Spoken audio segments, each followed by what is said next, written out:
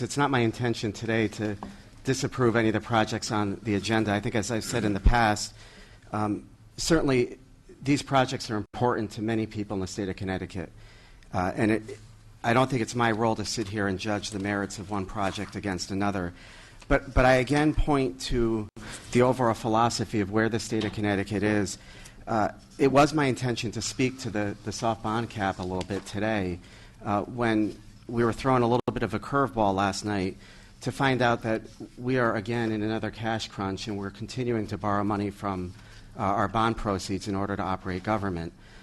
I think it shouldn't be lost on people that each time we go and borrow from these bond proceeds, that's less money than the state of Connecticut has to invest and to earn off of. And one of my concerns that I do have today is that while this time of year we tend to get into a bit of a cash crunch, this is the first time that we've done this over the last 4 years this early in the cycle, in the month of November.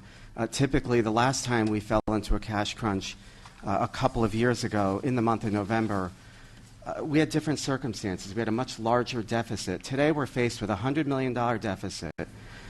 We have some Medicaid payments that we are owed, which is about $250 million. But we've also borrowed GAP proceeds and put that into the common cash pool, which totals about $550 million. And so my concern is the swing here is much greater.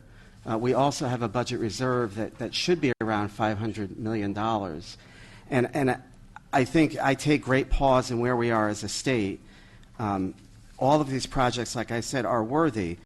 But we couple in this cash crunch issue on top of the fact that the projects that we have authorized, in January 2010, there were about $3 billion of projects that were authorized by the Bond Commission awaiting funding. We are now up over $6.8 billion today in projects that this commission has approved but has not yet received funding. That is just going to get us into a further crunch, and I think we need to start working toward getting that number closer to zero rather than at the current $6.8 billion number. You know, to say that we are saving on debt service and we are seeing, better interest rates, it's like going out and purchasing a suit for $1,000, saving $500 on that purchase, but you still have the $500 that you owe to pay for that suit. And I'm concerned that as we face this next fiscal crisis, which I think has been deemed potentially a permanent fiscal crisis, that we are losing all of the tools in our tool chest to address the issue. We had taxing 4 years ago. We've shifted to some borrowing for operating, which understandably we needed to do that to protect the safety net. But I think those tools are all gone.